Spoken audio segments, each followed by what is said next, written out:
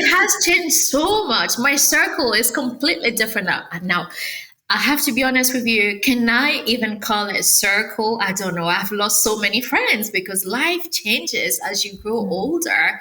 People Mm-hmm. get married, people have children, Mm-hmm. people travel. So it's very different now.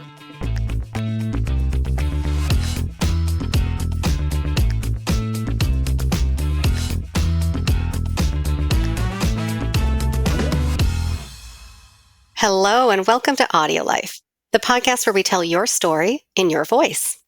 I'm your host today, Carrie Purcell, and today I have a special co-host joining me, Grace Chen. Hi, Grace. Hi. Glad to be here. I'm so glad you're here with us too, Grace. So Grace and I know each other through the Quantic School of Business and Technology, where I did my executive MBA and actually developed the business plan for AudioLife. She's been one of our supporters and a community guru at Quantic, and she's also done her own AudioLife interview to share with her family. And while they're all truly memorable, Grace's is one I will never forget. It's always a pleasure to connect with Grace. So Grace, thanks for joining us today. I'm so excited. This is going to be a great conversation, I can tell already. It is. So you've had a chance to just briefly meet our guest who I'm going to introduce next. And I'm really excited to introduce someone who I consider to be just this strong, incredible woman. She's founded a company called Faith It, which she'll tell us more about. She's one of those strong single mothers who's driven by a mission to help others. And I can't wait to learn more about her journey so far. So without further ado, I'd like to introduce Sera Koukpaki. Sera, welcome to the show. Hi, thank you, Carrie. Hi, Grace. Thank you for having me. Wonderful. So, Sera, Grace, the conversation we're going to have today is going to be one to explore the various factors that helped to form and inform the person that Sera is today. So she's going to talk a little bit about her family life, her business, how she came to be driven to do the work that she does today. But as always, I like to start the conversation at the very beginning by asking Sera, where were you born? And is there a story behind your name? Thank you, Carrie. My name is Sera Koukpaki. I do have a middle name, and that is Oluwabukumi, and that is in Yoruba. And Yoruba is spoken in Benin Republic, West Africa, and also in Nigeria. Sarah is spelled in my mother's native language. I don't think it's recognized as a language here. Some people might call it a dialect, but essentially it's Sarah in the Bible, if you know the story of Sarah. Um, so that's the meaning behind it. And another middle name that I have is Petrus, and that is in Latin. My uncle, his name is Armand, and he is the elder brother to my mom, who's now late. Um, yeah, Petrus in Latin is like Peter, Pierret. And again, from the Bible, where you build a church on that. I didn't really get to learn the story of how I was born, etc., from my mom because she had a really short life. But I was born in Benin, Benin Republic. It's a peaceful, tiny country in the west of Africa. It shares a border with Nigeria, Togo, Mali, Burkina Faso. So I do speak French, and that's roughly where I'm born, and that's to paint the picture, really. That's the very beginning. Okay, thank you for that. You have a beautiful name. I love your middle name. I just, that was very, very lovely. I'll hand it over to Grace to learn a little bit more about you. Yeah. Thank you for that. Wow, you have so much packed into your name already. So I learned so much just in a very short couple of minutes.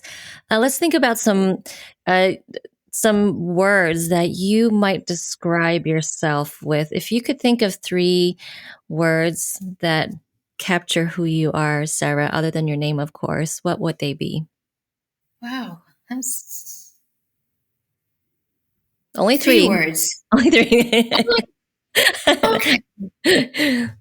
It has changed because Mm-hmm. it has changed a lot over the years, I have to say, because I moved a lot. growing up, and telling my story, sometimes I don't even believe it myself because it's kind of, wow, I can't believe that happened to me. Mm, Or rather, now changing the language that happened for me. mm, From My mom was a teen mom, but she was the kindest mom I've ever known. And I'm not saying that because she's no longer here. She was really soft. She was a seamstress in West Africa. She loved styling people and styling me. I just remember growing up and saying, "Oh, mom, I saw this design and I'd like to wear it." She would stay up the night and, tailor a dress for me. And I felt really spoiled. I see an earring somewhere and, "Mom, I would like this." The next day I would have it. My dad, on the other hand, was uber strict, very education oriented. He was, well, at a time when I was born, he was very poor. He was just a student. But then as time went on, he became a teacher, then a lecturer and professor, etc. So I believe first word would be resilience, because mm, not having both parents married together and being raised under one roof opened me up to certain challenges, not just poverty to start with, but certain forms of abuse, and me having one eye and having to wear this thing that I have to do just to look good on the outside. And unfortunately, and having not really healed before entering a relationship myself, I find myself in this spot where I am a single mom, and it really is a minefield. But I do not let that be my deterrent, because I'm a trained accountant, and I've went on to work for big corporations as an accountant, finance analyst, and then realizing the gap in knowledge that I had, and then embarking on a master's in finance and accounting while child rearing, going through the course system for childcare arrangement, all of those things, only to start a business now, which is also a new thing. So I think my childhood, in a way, because it didn't make sense to me at first, but I'm realizing, because I felt really unfortunate, because my siblings would have a completely different story. They would mm. have, perhaps, mom is talent learning development manager, and dad is a professor. On my birth certificate, you would have dad's profession student, mom profession student. So resilience, number one. Number two would be forever evolving. And I think that's what it should be. Like, because I sit sometimes and I'm like, what am I today? Like, who am I today? Because me going to view different sites and stuff like that, and I'm like, wait a second, I'm an accountant. Are we changing identity here? I was never raised to become a business owner, a startup person. I was raised to be an employee.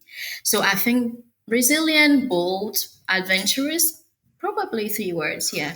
Yeah, that's I love it. I'd want you on my team. Whatever it is I have to do in life, you're someone that we would want on our side.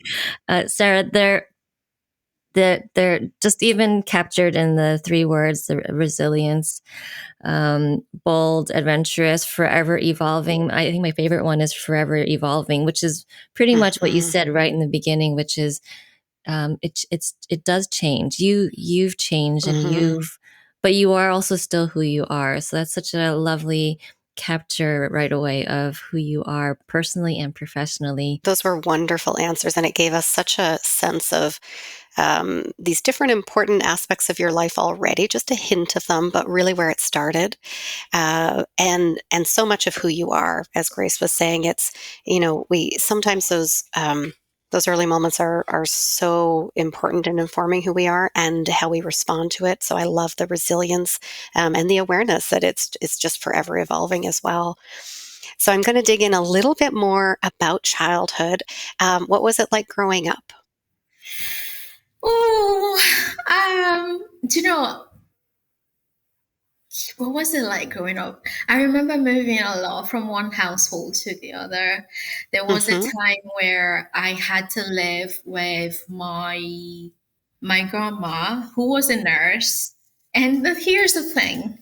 I I don't know whether this is the right place to say this, but I feel like my entire lineage has been plagued with this single motherhood thing. Mm, And I really, really didn't want this to be the portion of my child. I wanted to do better.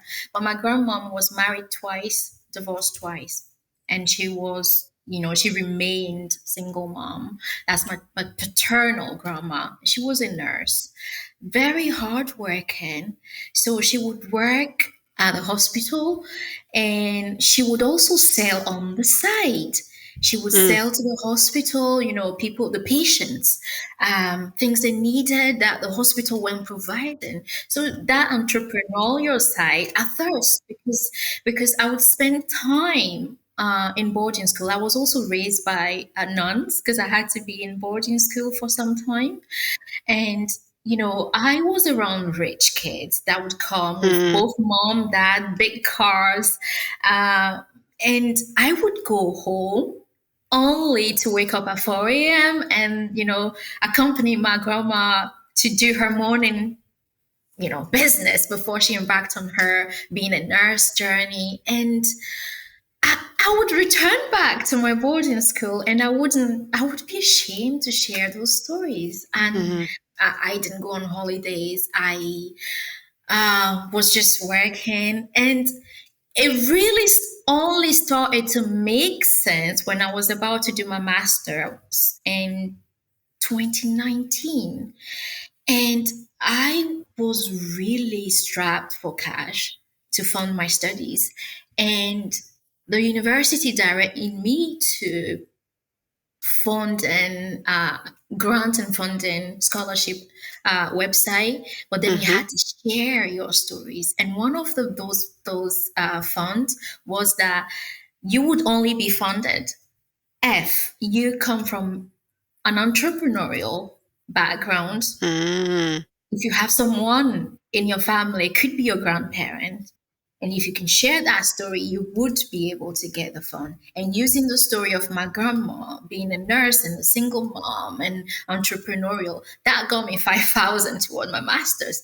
Then everything started to make sense. Everything that I thought, like the surviving domestic abuse and losing my eye to it, all of those things started to make sense. I was like, okay, maybe this is that. But for years, I cried about all of these things. So there's that. And then I lost my mom before, by the age of 17. So many things happened. Moving a lot.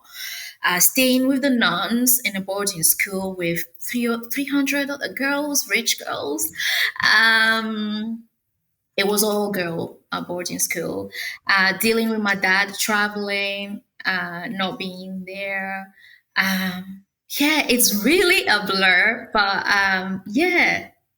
Did that answer your okay. question? No, that was a wonderful answer, and you gave us things we're probably going to come back and revisit. You said it's a blur to you. Well, we're gonna break it down and go through some of those pieces further. But I do want to ask about just kind of a different perspective on growing up. What were some of your fondest memories? Oh, fondest memory. That's interesting. I just remember one time I had my mom's mom, my grandma. She was just having not a siesta, not a nap, but we had a big veranda outside. You could see the cars passing by, everything. She was just laying, and I think she had her Bible or hymn book that she was reading. And I ran out from the main compartment of the house to the veranda where she was laying down. And I started to climb this guava tree that was out there. I'd seen the boys do that over and over, but I was never allowed. It was like, Petrus, don't do it. And I was like, why would boys do it? And I shouldn't. Mm, good And then, question. yeah, and then my granddad, um, yeah, I was very cherished by my granddad. He was a Sorbonne educated granddad. He walked out and came up and said, "Okay, you get down," with his very authoritative voice, and I had to get Yeah. down. And I was put on punishment. He asked me to kneel down and stay there for an hour for misbehaving. That was funny. Then my mom, we really didn't have a law, but I feel like there were moments where we had people around, not what I'm currently experiencing. I had my grandma, my mom coming from, how do you say it, her workshop, that would be atelier in French. And then you would have her interns coming in. It was busy. And there was also a time I remember when my grandparents, they had a very successful, we'll call it buvette, like people come and drink and like a bar stuff, and there were people coming in and out. It was very vibrant. But then I think there was also a period where that no longer existed, and it was really hard for us financially. We didn't even have electricity and in the home. But then in the midst of that, I remember my mom using her sewing machine with a lantern to make dresses, to make money. And I vividly remember that on Saturdays, there was a show that would come on the radio, and it's just a music show. And then in that chaos, she would come up. There would be my cousins there. One is called Audie, and she would just start dancing, and we'll just go and a Congo line round. And yeah, but I had to search really hard to find this, because for a long time people would ask me, "What is, was it beautiful?" And I would always say no. I would say, because of my selective memory, I would focus on the bad things that happened, but those tiny moments did help a lot, and they're huge moments now. Yeah, they are. And you just colored a beautiful picture for us. And I understand what you're saying about being colored by the different circumstances at different points in your life. From what I know of you already today, you have a bright spirit, and I know you have a broad perspective. And sometimes just thinking, well, what were the fond points? What were the funny points? They bring back what was overshadowed at the time, and what is so big and meaningful now. So thank you for sharing that. You're a fantastic storyteller, I have to say, Sarah. I can really picture everything that you're sharing, and so let's go back to school days for a moment, and even just several minutes ago when you were talking about school life and the stark contrasts. It's almost as it when I hear you speak, you've had multiple lives all simultaneously happening at the same time. But let's talk about education for you at that time. Maybe we'll just revisit actually your boarding school days. What was that education experience like for you? Thank you, Grace. Education. So my granddad, my paternal granddad, is a retired head teacher, super strict. My dad is now a professor, but he always didn't always start there. He was a teacher, primary teacher, and then worked his way up. He, okay, I think we'll need to interview him separately. But to paint the picture, it's a long line of educators. Yes, there was poverty, but I believe that education can put you in places that you could never get to without. I wouldn't have met Carrie or yourself, Grace, if I hadn't dared to believe that without the fund, that I could get into Quantic and pursue my MBA. I just have that thirst to learn more, to know more. What is it that I'm doing today that I could do better in the future? So that has been instilled in me from a very young age. My Yes, my mom got pregnant as a teen, so the odds were stacked against me. She had to stop because African country, you're doomed. when you make that huge mistake. So she had to learn a trade, and I feel like I'm living for her as well as for Mm, me, because I didn't get a certain closure until I started doing this work with Feifei. mm, My accounting career never answered all the things that happened for me. I used to say to me, happened for me growing up. So education is huge. And going back to the boarding school aspect, I think it was a training ground, Mm. because we have to, it was very regimented. Is that even a word? yep. Very rigid. With the nuns, we have to get up at 6 a.m. We have to pray. But before we get to the prayer line, we need to make sure our, bed was properly made. If you didn't, you could get picked up on from, in the class, and, given hours of detention, etc. So prayer 6 a.m. and then rush to get your bucket of water Mm. and then go to the bathroom. And after that, certain people's where, we would take a turn and clean. So all that is part of the education. I don't believe it's simply about reading books, etc. Mm-hmm. Although I did a lot of reading books, I just remember there was a time at home when I got a lot of, can I just say ass whooping? Yeah. Yeah. I got a lot of that from my dad, because I think I have a stubborn element to me. Because perhaps I wanted to play, I don't remember. But I was told you had to do your homework. And there's a Mhm. specific line I laugh about now with my dad. It's La carafe fele. It was from a book that was told to read, and I didn't want to read it. And my dad was hitting me, and I was stubborn. I was like, keep hitting me, I will not read it. Like, I don't want to read it. And he kept hitting me. And eventually I gave up and read like a half a fele. I just didn't want to be there. Looking back, it's funny now, but I don't think it was. My mom cried because that was abuse. You need to call it out.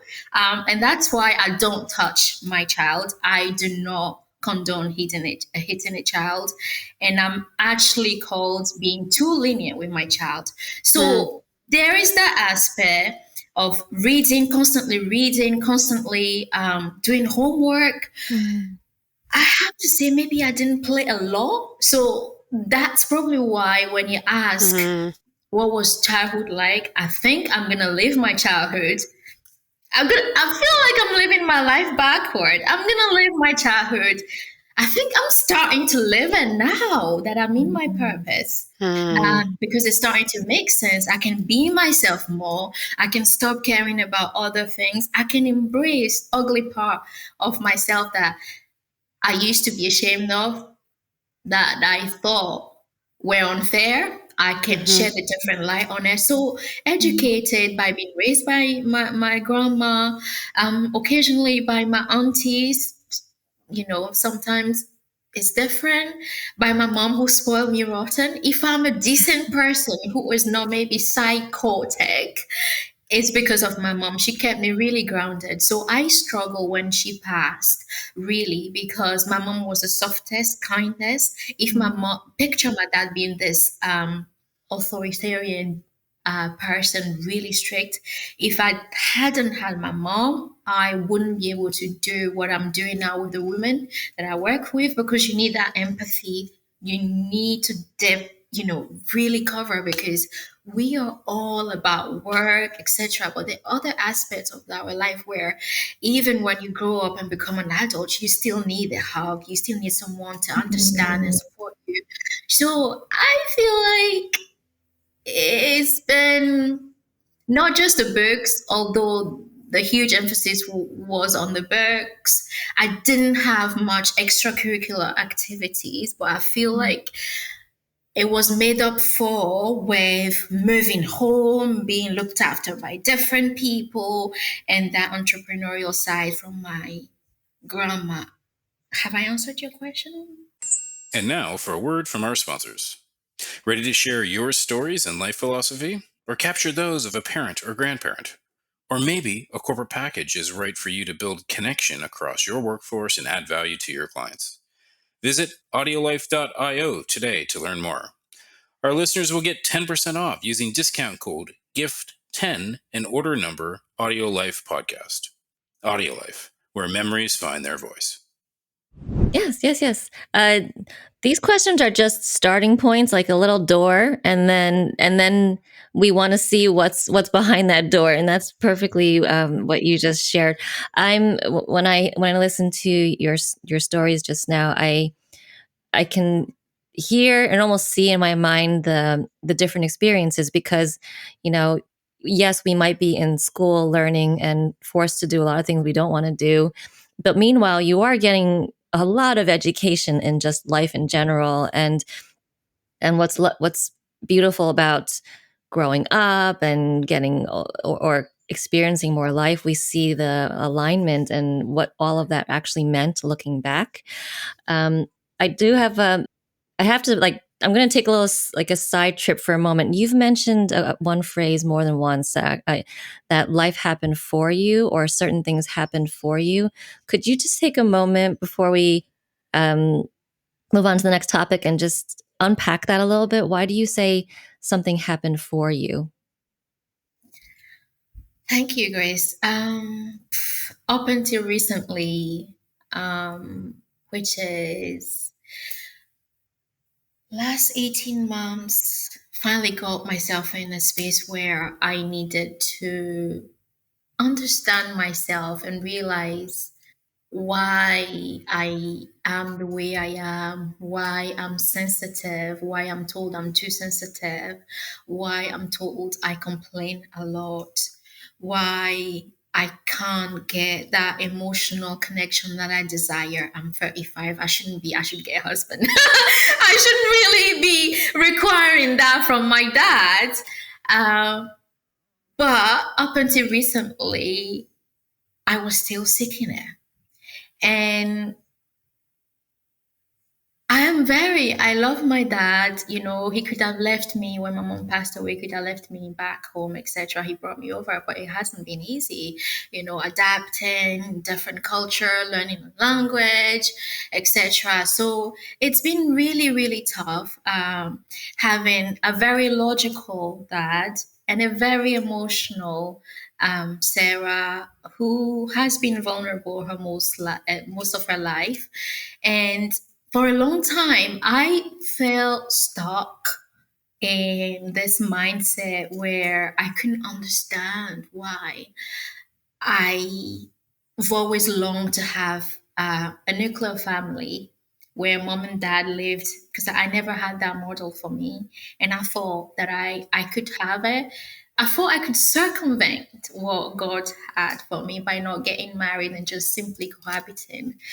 And I think that's a big mistake when you look around at things that are happening to other people, especially, in your family, within your vicinity, and you say, oh, it never worked for so and so in my family, people got divorced, etc. And you internalize that, and then you end up replicating the same mistake. That requires you to go and seek help.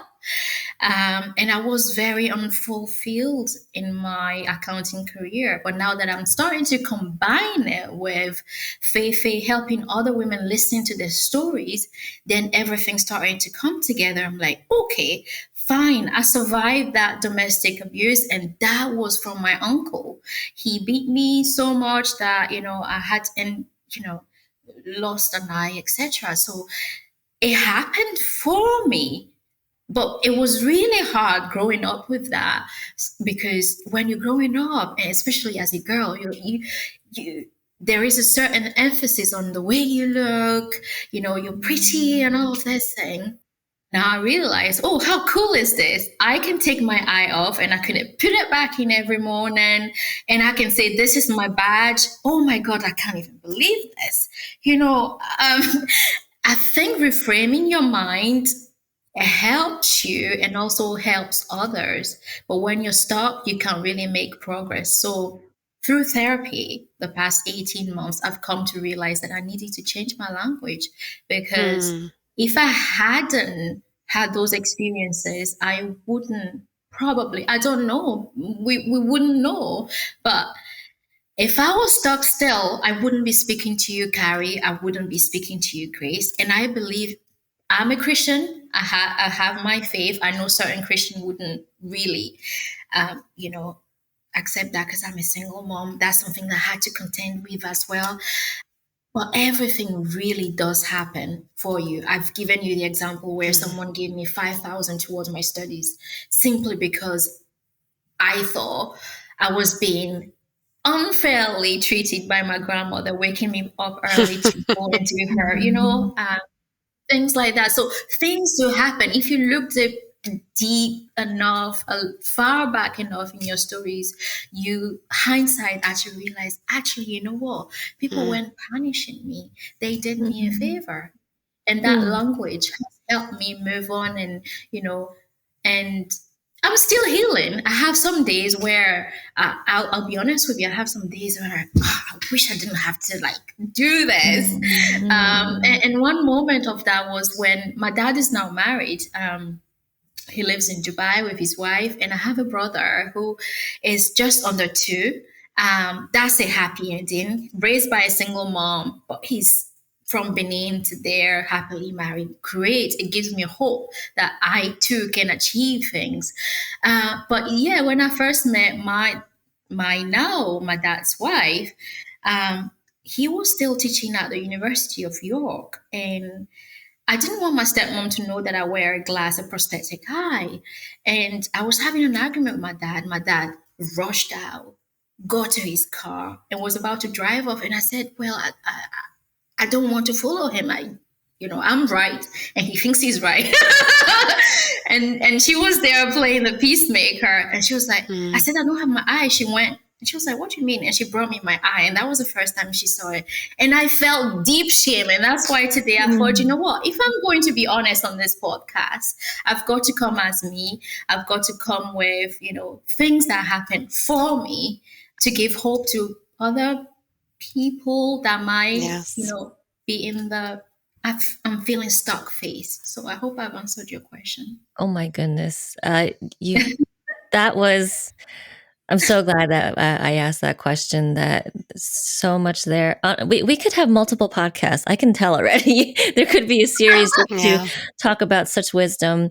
But who you are, Sarah, is the glue that makes all of this work. Your resilience, your willingness to change and reframe and adjust your language, but maybe also your bold and fiery spirit at different times in your life is also what has propelled you. And I'm going to remember that phrase actually after hearing what you just shared. Yeah. Thank you for everything you've shared so far, Sarah. Oh, I'm trying to decide where to go next. I know. Choose your own adventure with Sarah. we'll, we'll come back to academic pursuits because you have had a journey there where you've continued formal education. I really appreciated earlier as well how you took the education question and looked at every aspect of what you are aware was education, between routines, between lived experiences. And, it certainly isn't, not everybody has the fortune of formal education. And it's not what we're talking about today. We are talking about those things, those aspects that educated you, the people, the routines, the experiences. So I love that. We'll come back to formal education at some point. But I think I'll turn it to relationships at this point. And, you've talked about some really special relationships so far, your mother, your grandparents. Maybe I'll ask you, I won't try to lead you. I'll just kind of open it up to other, maybe one or a few other significant people that have had an impact on your life. My dad being a big one, Yeah. being the firstborn to, I just feel like I it's almost like condemning my dad. I've done it for a long time. So if you were friends with me 17 years ago, 20 years ago, you would have gotten a different story from what I'm going to be telling you today about my Mm-hmm. dad. Um,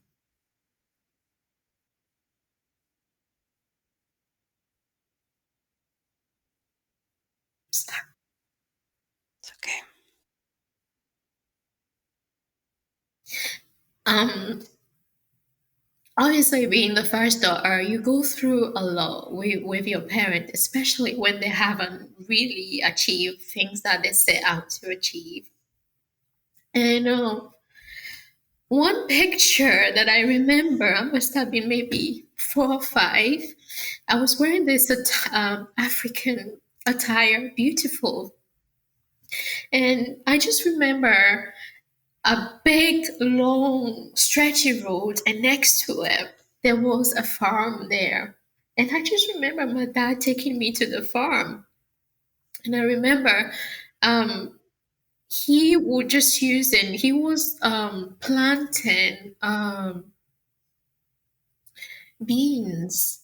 That's another, I hate eating beans because I told you my grandma, paternal grandma, she was a single mom. She came from a really wealthy family, but she didn't marry well, and all of that. That's another layer to everything. But I just remember my dad taking me to the farm and wanting me to help, you know, plant and also helping with the harvesting, etc. And I didn't understand.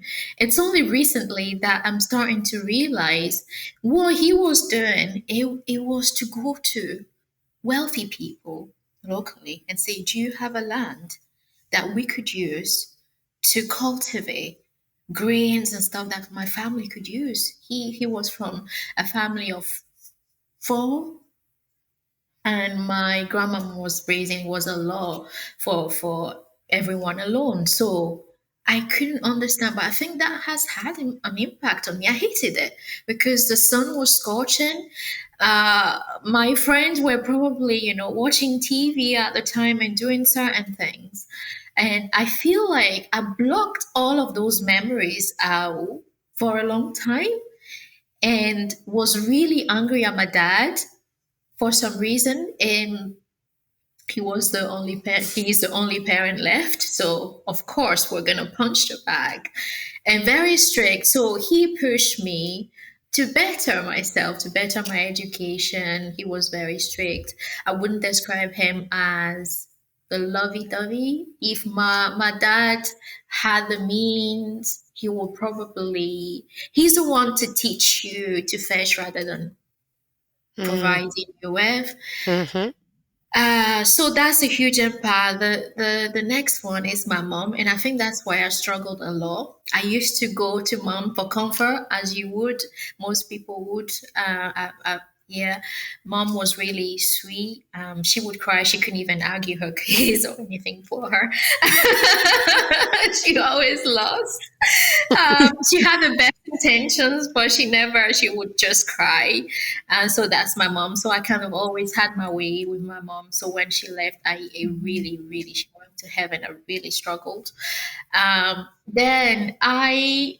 granddad, he was strict, but nothing like my dad. He studied in France in Sorbonne and came back to Benin, and I had my aunties and uncle. He had a huge impact. I was the first maternal grandchild, and he was really fond of me. And I felt really special, even before I lost my eye around the age of 6. I just remember I was the favorite. I just was the favorite. And then he passed away and things changed. He would tell me how beautiful I was, etc. So I actually, even after I lost my eye, I never really had that much issue about not feeling pretty. until my relationship with my son's child, you know, broke down, and then I started to make excuses. Oh, was I not good enough? Was I not Mm. pretty enough? All of those things. But those are false narrative, really, because yeah. So those relationship and friendship. Are we talking about friendship as well? Yes, absolutely. Oh goodness me. It just keeps changing. It has changed so much. My circle is completely different now. Now, I have to be honest with you. Can I even call it a circle? I don't know. I've lost so many friends because life changes as you grow Mm. older. People Hmm. get married, people have children, Hmm. people travel. So it's very different now. And, but I remember being a people person. I remember wanting to be around my friends. And also, I remember being friends with, well, she's now married with two kids, very busy. Um, yeah, maybe that was, I don't know, that was Misery Love Company kind of stuff, but she did have a huge impact on me because she had lost both her parents at a young age. Hmm. And being around her, I felt understood. And I think that's something that I crave for. My mom was really good at understanding people. Yeah. And once she went to heaven, I lost that. So I found that in my friend, Kolo, her name is, she's still there. So, yeah, she's had a huge impact on me. Recently, the other people, I don't know whether I can call them friends, almost like mentors at this point because I'm in a different space, learning a lot, embracing my inner child. Because when you become an adult and you've done so many other things before, it's so easy to say, oh, who are you to tell me to do this? So I'm having to go back into what it feels like to be a child and learn. So I would say right now I have more mentors Hmm. and coaches than friends like you, Carrie. I learned from you. Well, I'm honored to be mentioned, and I'm so happy that we have met each other, that we have a relationship with a great bit of distance, and we haven't met in person yet. Yes. So tell us. So you're in Scotland today. You mentioned that I think it was when you were 17 that your father moved you. So tell us about that. Where did you move? Tell us a little bit about that journey. Right. Okay. So my mom passed when I was 15 years. I think it's 14 or 15. Okay. And then I lived with my paternal granddad, who's a head teacher, now retired head teacher, and then moved to Edinburgh. I think just before I turned 17, I believe. But trauma does do a trick to your brain. I've learned that in therapy recently. Um, I think for a long time, I didn't live in my body, I have to say, because the pain was really great and I couldn't even make sense of my surrounding. Now, if you combine that with a new culture, I mean, if you Hmm. combine that with the fact that I spent about 5 years in boarding school, so although I was in Benin 5 years in boarding school Hmm. with nuns and other people, there is a disconnect. Picture someone who went to a boarding school in Canada or lived in Canada, complete different reality from someone who would, you know. Yeah. So there's that aspect, and then coming to the UK and Scotland, cold, Yeah. with a trauma or multiple traumas and not being able to speak the language and having Mm. to go to school to learn the language, make new friends, Mm. and and realizing that it's not just about being human anymore. It's about, okay, we're teaching you that we're not, you have to tick boxes, the tick box exercise, if you will. If you're not used to it, it can be a shock to the system. Well, I was young, so I took it, as you will. You just you learn quicker, you adapt faster. So at the time, my dad wasn't married. So I just remember being London at the Edinburgh airport, and my stepmom at the time, although they were going through a divorce, my stepmom is from Doncaster. She's English, white English from Doncaster. Now lives, she's Scotch practically because she studied at Edinburgh University and taught there. So there she is, my stepmom, my brother who's mixed, and then my dad there, and then I get up and there it was just different because my dad had lived here for like a long time, and the environment changes you. Like there was no, it was very formal, there was no embrace like my mom would embrace, oh my daughter, stuff like that. It was a shock to the system in my own family. So that tells you the rest of the story pretty much, because it wasn't what I was expecting. I had my very black African dad, but who wasn't so very black African anymore. Like, oh daughter, here you are, welcome. Carpet rolled out, none of that. Very and I think that's what the environment does to you. That's what it is. And my stepmom, very British, and my brother, who now fights because people tell him he's not black, some other tell him he's not white, so he's fighting that. So that's the picture. And the shock to the system, adjusting to the weather, at school, I started public schooling before uni here. It was very interesting. And I just remember a particular moment where they gave me my Young Scot card. But then they told me, oh, you're not Scottish, blah, blah, blah. I was desperate to want to fit in. As you do at that age, you want to fit in, you want to belong, that sense of belonging. And I was just crying.